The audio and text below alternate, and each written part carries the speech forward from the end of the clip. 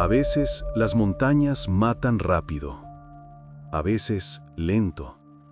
Pero esta historia se convirtió en leyenda no por la muerte de las personas, sino por lo que sucedió después, cuando un artículo en un periódico convirtió una tragedia en un misterio y a la superviviente en una sospechosa. Polonia, 3 de agosto de 1925. La familia Kośnica pasa sus vacaciones en Zakopane y decide hacer una excursión por los montes Tatras. El cabeza de familia es Kazimierz Kośnica, un fiscal de 42 años de Varsovia. Le acompañan su esposa Sofia y su hijo de 12 años, Václav. Ya habían estado en las montañas antes, pero no se les podía llamar alpinistas ni siquiera excursionistas experimentados. Eran una familia urbana normal que decidió pasar unas vacaciones activas. El objetivo de la ruta era el paso de hielo en los Tatras eslovacos, que en aquel entonces formaban parte de Checoslovaquia. El plan era sencillo. Salir del pueblo de Stary Smokovec, llegar a los 5 lagos, donde hay un refugio para descansar. Luego, subir al paso, descender al valle de Javorova y regresar a Zakopane. Una ruta circular sin pernoctar, larga, agotadora, pero técnicamente sencilla. Solo requiere resistencia y perseverancia. Las horas de luz en agosto son todavía bastante largas, por lo que, si se respetaban las normas básicas de seguridad, todo debería haber terminado bien. Kazimierz había estudiado el mapa la noche anterior, sentado en el hotel a la luz de una lámpara de queroseno. La ruta parecía clara. El desnivel era considerable, pero sin tramos técnicos. Sofia preparó un termo con té caliente, sándwiches y varias tabletas de chocolate. Václav revisó sus botas nuevas, rígidas, aún sin amoldar, pero resistentes. Cerca de las 6 de la mañana, la familia sale de Stary Smokovec. El aire es fresco, huele a resina de pino y tierra húmeda. Para un turista promedio, pero experimentado, esta ruta toma aproximadamente 11 horas. Para la familia Kośnica, probablemente más. El tiempo ese día fue espantoso desde el principio. Nubes bajas se aferraban a las cimas, una lluvia fina y persistente caía, y un fuerte viento doblaba los arbustos de enebro. Los primeros kilómetros son fáciles. El sendero está bien marcado y es ancho. Kazimierz va adelante, girándose de vez en cuando para ver cómo están su esposa y su hijo. Sofia se mueve a un ritmo constante, respirando con calma. Václav se queda un poco atrás. Las botas le aprietan, pero el chico intenta no quejarse. A medida que suben, el sendero se estrecha y las piedras bajo los pies se vuelven resbaladizas por la lluvia.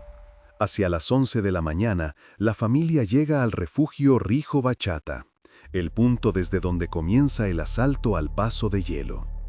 Están todos empapados y cansados. Kazimierz se quita las gafas y las limpia con un pañuelo. Los cristales siguen empañados por las gotas. Sofia sirve té del termo. Václav se sienta en un banco a la entrada y se quita las botas. Tiene una mancha roja en el talón, le está empezando a rozar. En el refugio hay 4 jóvenes alpinistas.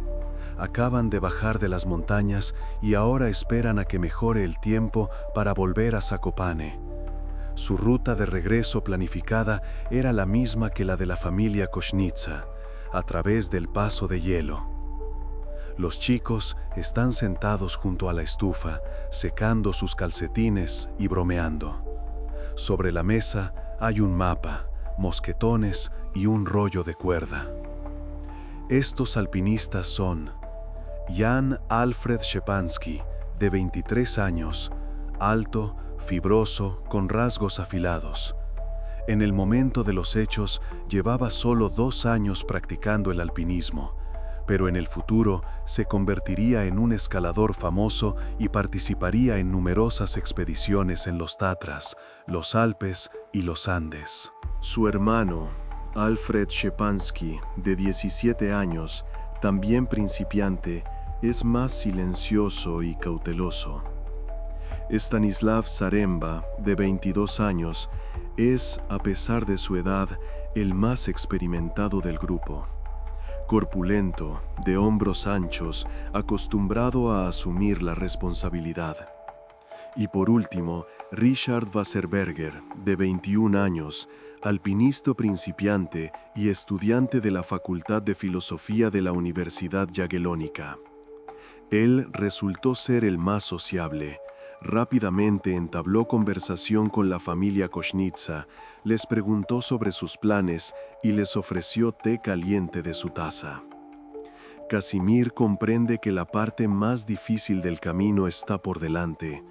Ve cómo el viento desgarra las nubes sobre el paso, oye el zumbido en las rocas. Les pide a los alpinistas que vayan juntos. Según otra versión, fue Wasserberger quien propuso a la familia que se uniera a ellos para cruzar el paso juntos, diciendo que sería más seguro y divertido. Pero es evidente que no todos los jóvenes estaban contentos de tener que cargar con 3 aficionados, especialmente con un niño. Jan Szczepański afirmó más tarde que fue idea de Wasserberger y que éste insistió en que se haría cargo de sus nuevos conocidos. Zaremba no dijo nada, pero su mirada fue elocuente, un estorbo. De todos modos, a las 11:30, todos abandonan el refugio. La lluvia se ha intensificado. El viento ahora sopla de frente, cortante y frío. La familia se mueve muy lentamente y claramente retrasa a los jóvenes. Los alpinistas caminan con una ligera irritación, se detienen para esperar, se miran entre ellos. Casimir, con las gafas constantemente empapadas por la lluvia, se ve obligado a detenerse una y otra vez para limpiarlas. Los cristales se empañan por dentro, las gotas se deslizan por fuera. Entrecierra los ojos, tratando de distinguir el sendero.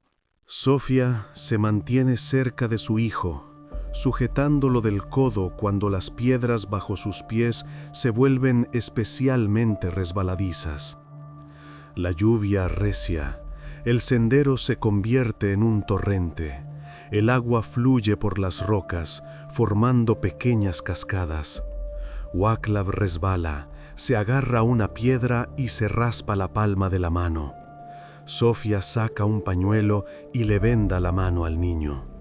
Los alpinistas ya no ocultan su impaciencia. Zaremba mira su reloj. El tiempo se agota. Pero el grupo al completo llega al lago más alto de los Tatras, situado a 2057 metros de altitud, casi al pie del paso. El agua del lago es oscura, casi negra, con ondas provocadas por el viento. Las orillas están desnudas, sin vegetación, solo rocas, líquenes y estrechas franjas de nieve en las grietas. El aire aquí ya es diferente, enrarecido, frío, con olor a piedra mojada y ozono. En este punto, los alpinistas se sienten completamente decepcionados con la idea de hacer de niñeras para unos compañeros de viaje ocasionales. Se apartan a un lado y comienzan a discutir algo entre ellos. Las voces son apagadas, pero Casimir aún así oye fragmentos de frases. Proponen dejar a uno de ellos para que acompañe a los turistas, mientras los demás suben al paso a un ritmo normal. Incluso se disponen a echarlo a suertes. Zaremba saca una moneda del bolsillo, pero Wasserberger, quien lo había iniciado todo, se ofrece como voluntario. Dice con calma, sin dramatismo: «Yo me quedo. Vayan». Sus 3 compañeros se miran, se encogen de hombros, se ponen las mochilas y desaparecen tras el paso. Sus siluetas se disuelven rápidamente entre las nubes bajas. La familia Kośnica y Wasserberger comienzan el ascenso. Se mueven cada vez más despacio. El sendero aquí es casi vertical. Hay que agarrarse a los salientes con las manos. Las rocas son afiladas, frías y húmedas. El viento se había convertido desde hacía tiempo en huracanado. Zumba en los oídos, corta la respiración, empuja por la espalda. La lluvia dio paso al granizo. Pequeños granos de hielo golpean la cara y se quedan atrapados en los pliegues de la ropa. Kazimierz siente cómo sus dedos se entumecen. Sofía envuelve la cabeza de Václav con una bufanda, pero el niño sigue temblando. Llegan al paso a las 3:30, lo que es definitivamente demasiado tarde. El sol ya se inclina hacia el oeste, aunque no se ve a través de las nubes. Están todos al límite de sus fuerzas. Václav, de 12 años, se queja de que se siente mal. Dice que está mareado y con náuseas. Kazimierz apenas puede mover las piernas. Respira con dificultad, con un estertor. Sofía es la que mejor se mantiene. Es 10 años más joven que su marido y está más acostumbrada al esfuerzo físico. En el propio paso, el viento alcanza tal fuerza que es imposible ponerse de pie.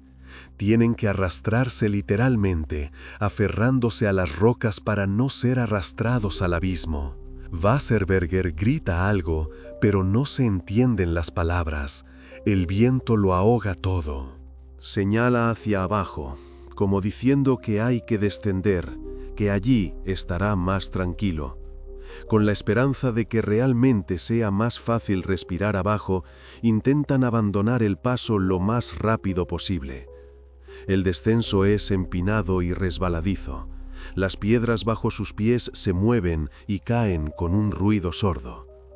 Pero a 1880 metros de altitud, el niño se debilita tanto que no puede caminar por sí mismo. Las piernas le fallan, la mirada se le nubla. Se sienta en una roca y apoya la cabeza en las rodillas. Zofia lo sacude por los hombros, pero Václav solo niega con la cabeza. Tienen que llevarlo en brazos. Wasserberger levanta al adolescente, le pasa un brazo por encima del hombro y lo sujeta por la cintura. La madre coge la mochila de su hijo, pesada, empapada, con las correas cortándole los hombros. Unos minutos después, Kazimierz se sienta en una roca y también declara que no puede más. Su voz es débil, su respiración superficial, su rostro es gris, sus labios azulados. Se apoya con las manos en las rodillas, intenta recuperar el aliento, pero parece que le falta el aire. El desenlace llega con una rapidez catastrófica. A Sofía la invade el terror. Ve cómo su marido se desploma, cómo sus ojos se vuelven vidriosos. Le suplica a Wasserberger que la ayude, grita, lo agarra de la manga. Pero él, habiendo gastado sus últimas fuerzas en ayudar a la familia, responde con voz ronca, entre dientes apretados. Yo también estoy muy mal, te ayudaría con todo mi corazón, pero ahora tendrás que arreglártelas tú sola. Bajo el viento huracanado, Sofía lleva a su hijo y a un Wasserberger exhausto al refugio más cercano, detrás de una gran roca. Es una pequeña grieta entre dos enormes piedras, donde el viento es un poco más débil y al menos se pueden sentar. Les da un poco de chocolate, partiendo la tableta con manos temblorosas y metiendo los trozos en la boca del niño. Saca de la mochila una petaca con coñac y les da un sorbo a cada uno. Recuerden este momento, pues se volverá clave. Inmediatamente después, la mujer corre hacia su marido, que se ha quedado en el sendero unos 30 metros más arriba. Quiere arrastrarlo al refugio, ayudarlo a bajar. Sube de nuevo, agarrándose a las rocas, sin aliento. Pero cuando regresa, Kazimierz ya yace entre las rocas sin señales de vida. Se ha deslizado del sendero, ha caído de lado, con un brazo extendido hacia adelante. Los ojos abiertos, pero sin ver. Sofía cae de rodillas a su lado, lo sacude por los hombros, lo llama por su nombre. Nada. Entre lágrimas, corre de vuelta a la roca para pedir ayuda a Wasserberger. Y ve algo verdaderamente espeluznante. A la sombra de la gran piedra yace su hijo sin vida. Se ha deslizado por la pendiente. Probablemente intentó levantarse, dar unos pasos y cayó. El rostro pálido, los labios azulados. Y unos metros más abajo yace el joven alpinista con la cabeza destrozada. Al parecer, también intentó levantarse. Resbaló y se golpeó contra una roca. La sangre en las piedras ya está siendo lavada por la lluvia. Ambos están muertos. En 15 minutos, 3 personas mueren ante los ojos de la mujer. En estado de shock, Sofía ni siquiera intenta bajar. La lógica se desconecta. Solo queda el estupor. Pasa toda la noche yendo de un cuerpo a otro. Primero a su marido, luego a su hijo, luego a Wasserberger. Intenta cubrirlos con ropa, arreglarles los cuellos, cerrarles los ojos. Les habla como si estuvieran vivos. El viento no amaina, la lluvia se convierte en nieve y luego de nuevo en lluvia. La temperatura baja aún más. La mujer tiembla, sus dientes castañetean, pero no se va. Al parecer, espera que la muerte se la lleve también a ella. Permanece entre los muertos durante 2 días. No come, no bebe. Se sienta en una roca, abrazándose las rodillas, meciéndose hacia adelante y hacia atrás. A veces se levanta, da unos pasos y vuelve a sentarse. Los pensamientos se confunden, la realidad se desvanece. Solo en la mañana del 5 de agosto de 1925, cuando el viento finalmente amaina y aparecen los primeros rayos de sol, desciende al valle. Se mueve lentamente, tropieza, cae, se levanta. En el valle se encuentra con Mariusz Jaruski, un guía local que lleva a un grupo de turistas. Le cuenta lo sucedido de forma incoherente, con pausas, con una voz sin entonación. Él organiza rápidamente una operación de búsqueda y envía un mensajero a Zakopane. El mismo 5 de agosto, los rescatistas encuentran los cuerpos. Suben con camillas, cuerdas y mantas. Primero encuentran a Casimir, yace tal como Sofía lo dejó. Luego a Václav y a Wasserberger, un poco más abajo en la ladera. El 6 de agosto, los 3 son trasladados a Zakopane. Los cuerpos son depositados en la morgue del hospital local. Parecería que la historia ha terminado. Otro trágico accidente en las montañas debido al mal tiempo y a una preparación insuficiente. Esto sucede todos los años. La gente sobreestima sus fuerzas, subestima las montañas y cae en la trampa del clima. Pero, de repente, la historia entra en una fase completamente nueva.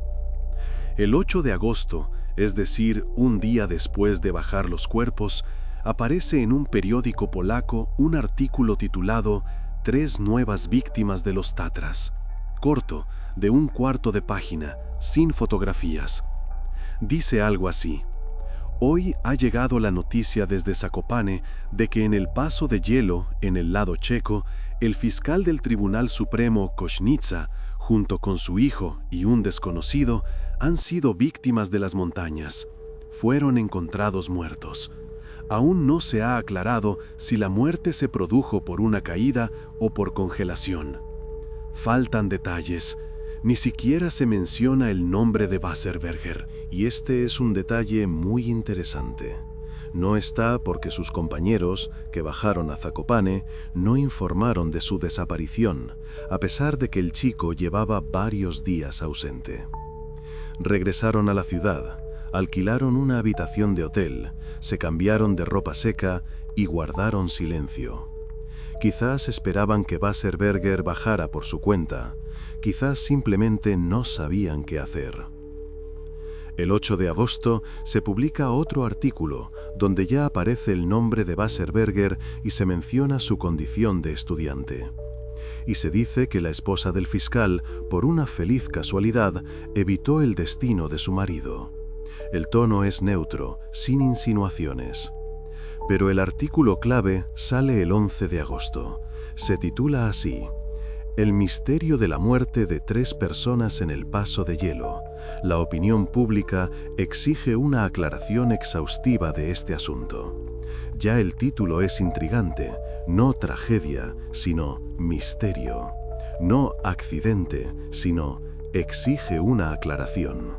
En este artículo, la historia se presenta con gran cantidad de detalles. El autor cita declaraciones de la familia Kośnica y de Wasserberger. No está claro de dónde las sacó, ya que los 3 están muertos y Sofía aún no ha dado ninguna declaración. Describe cómo se separaron los 2 grupos, cómo los alpinistas abandonaron a la familia. Reconstruye detalladamente los acontecimientos, con indicaciones de hora, altitud y condiciones meteorológicas. Pero lo más interesante es que el texto contiene un detalle enigmático. El autor insinúa inequívocamente que la culpable de la tragedia es Sofia Kośnica, quien supuestamente emborrachó a sus compañeros con coñac envenenado. Este mismo autor afirma que toda la familia eran turistas experimentados con una considerable experiencia en montaña, aunque esto no se corresponde en absoluto con la realidad. Y califica de absurdos todos los argumentos de que el accidente se debió a las condiciones meteorológicas. Según él, la gente experimentada no muere en las montañas así como así. Por lo tanto, tuvo que ser otra cosa. Y este artículo es clave. Convierte un simple accidente en una leyenda urbana, en un mito, con una enorme cantidad de teorías conspirativas que durante muchos años amargarían la vida de la superviviente, Sofia Kośnica. El texto se difunde por otros periódicos, se enriquece con nuevos detalles, conjeturas y rumores. Este artículo fue escrito por un tal L. She. El autor firmó con sus iniciales. Pero ahora, gracias a los archivos, es fácil saber que se llamaba Ludwik Szczepański. No era otro que el padre de los 2 jóvenes alpinistas que abandonaron a un compañero y a una familia a morir en las montañas. Ludwik era un conocido periodista de Cracovia que escribía sobre deportes y alpinismo. Tenía contactos, autoridad y acceso a la prensa. Evidentemente, si la verdad saliera a la luz, la reputación de los alpinistas quedaría destruida. Jan y Alfred Szczepański eran jóvenes, prometedores, con una carrera por delante, y de repente, esta mancha. Abandonaron a un compañero, no informaron de su desaparición, regresaron a la ciudad y guardaron silencio. Esto podría haberles costado todo. Los hermanos Szczepański, su padre, los rescatistas, todos sabían perfectamente que las condiciones meteorológicas de ese día fueron extremas. Los meteorólogos confirmarían más tarde: viento huracanado, temperatura cercana a 0, hipoxia. Que la familia Kośnica no eran turistas experimentados, sino simples aficionados que se habían embarcado en una ruta que superaba sus capacidades. Y Ludwik Szczepański desvía deliberadamente la atención del público de sus hijos insinuando que la culpable de todo es una astuta envenenadora. Crea una conspiracja, gdzie no la hay. Por supuesto, el público acoge con entusiasmo una versión tan llamativa. Comienza la construcción de múltiples teorías conspirativas. Los periódicos publican cartas de lectores con nuevas suposiciones. Alguien recuerda haber visto al fiscal en un restaurante con una mujer desconocida. Otro afirma que Sofía fue vista en una farmacia comprando sustancias sospechosas. Y ya nadie se acuerda de los hermanos Szczepanski, que se disuelven en el ruido informativo. Este periodista de pacotilla fue el primero en sugerir que el coñac con el que la mujer había emborrachado a sus compañeros estaba envenenado. Escribe textualmente: no se descarta que la bebida contuviera una sustancia que provoca parálisis cardíaca, pero la autopsia no mostró nada parecido. Y Szczepanski conocía perfectamente estos resultados, tenía contactos en la policía y obtuvo acceso al informe de la autopsia incluso antes de publicar su artículo. Pero eso no lo detuvo. El texto generó innumerables teorías de conspiración y rumores que perduran hasta hoy. Por supuesto, surgió de inmediato la versión de que Sofía había envenenado a sangre fría a 3 personas para deshacerse de su marido y obtener la herencia. Se decía que llevaba tiempo queriendo divorciarse, pero el divorcio en la Polonia católica de los años 20 era un escándalo, una pérdida de estatus. Así, en cambio, quedaba como viuda, despertaba compasión y recibía una pensión, una casa y los ahorros. Inmediatamente surgió la versión de un asesinato político. Supuestamente, el fiscal recibió el coñac como regalo de un colega o un cliente, y este había sido envenenado por sus enemigos. Y Sofía ni siquiera lo sospechaba, simplemente le dio de beber a su marido y se convirtió involuntariamente en el instrumento del crimen de otro.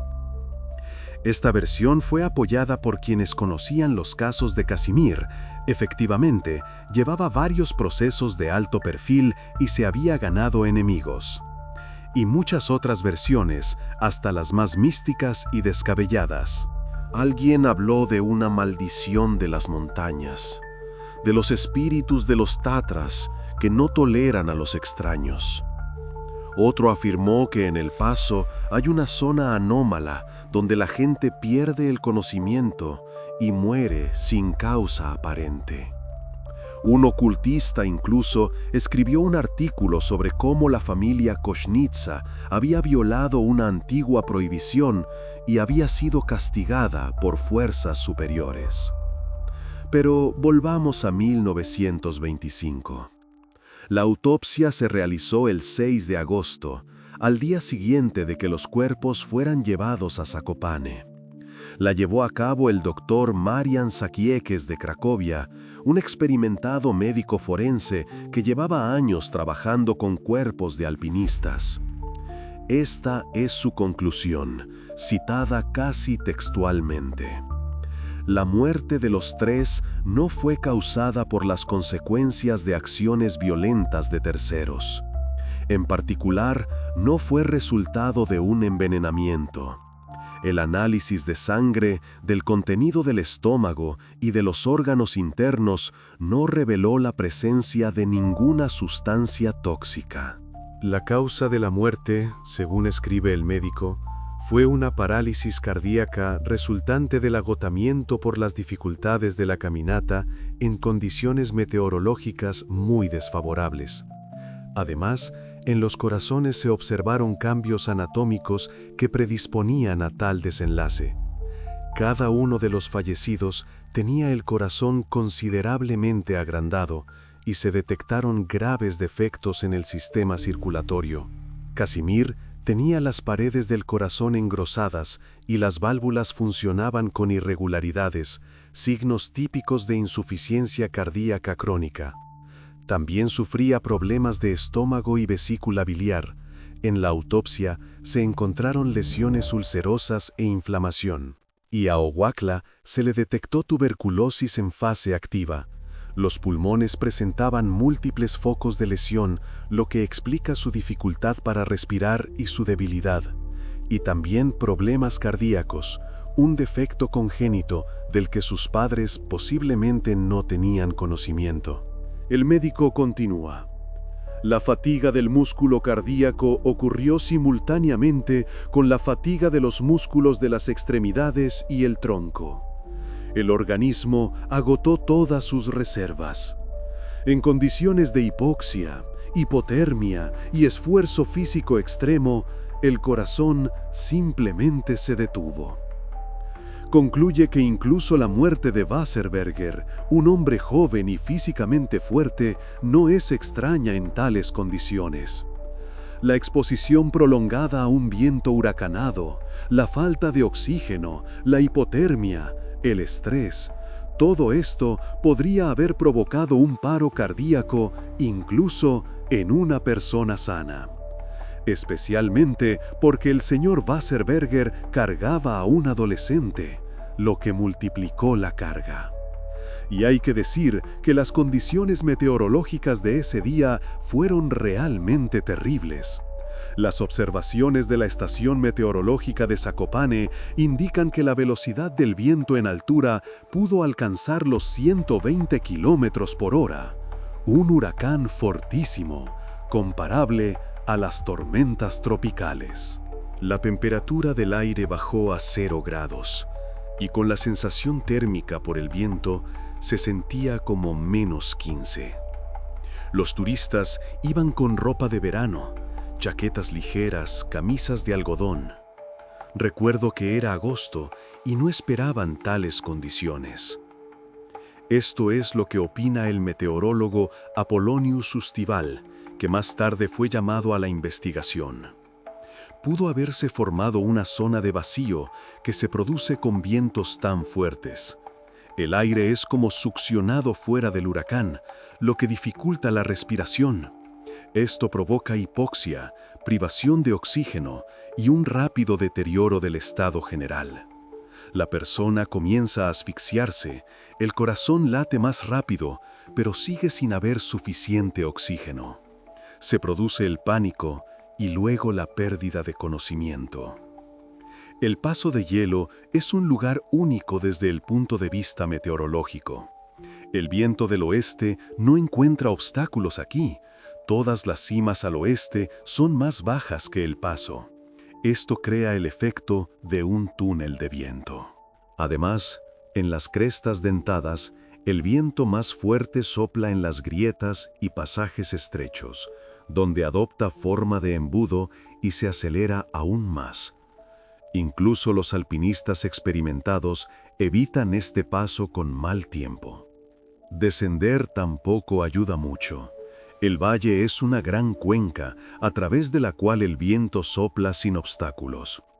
Esto significa varias horas más de disnea, hipoxia e hipotermia que no todos pueden soportar, especialmente las personas con enfermedades cardíacas. Sin embargo, los conspiranoicos ya eran imparables. La vida de la superviviente, Sofía, se convirtió en un infierno. Oficialmente, por supuesto, no se le presentaron cargos, no había pruebas. La autopsia había revelado causas naturales de muerte. Pero las conversaciones y los rumores a sus espaldas crearon una presión social colosal. No podía salir a la calle sin que la gente susurrara a sus espaldas. En las tiendas, los dependientes se negaban a atenderla. Los vecinos se cruzaban a la otra acera al verla. Los niños la insultaban. ¡Envenenadora! ¡Envenenadora! Alguien escribió con carbón en la puerta de su casa: asesina. Recibía cartas con amenazas casi todos los días. Sofía intentó dar entrevistas, explicar lo que realmente había sucedido, pero sus palabras eran ignoradas o distorsionadas hasta quedar irreconocibles. Un periódico escribió: la señora Kośnitzka afirma que a su marido lo mató el tiempo, pero ¿acaso el tiempo sirve el coñac? Otro la citó de forma totalmente opuesta, convirtiendo sus justificaciones en una confesión indirecta. Según sus familiares, la mujer murió poco después de estos acontecimientos, no vivió ni un año más. La causa oficial de la muerte fue insuficiencia cardíaca, pero sus allegados decían que simplemente se derrumbó bajo el peso de las acusaciones. Dejó de comer, de dormir, de salir de casa. Se sentaba junto a la ventana, mirando al vacío. Y una mañana la encontraron muerta en su sillón, en silencio, sin luchar, como si simplemente se hubiera dormido. Una historia antigua, enrevesada y muy oscura. Una historia sobre cómo una tragedia se convierte en una sensación, cómo los hechos se ahogan en rumores y cómo el superviviente se convierte en culpable simplemente por haber sobrevivido.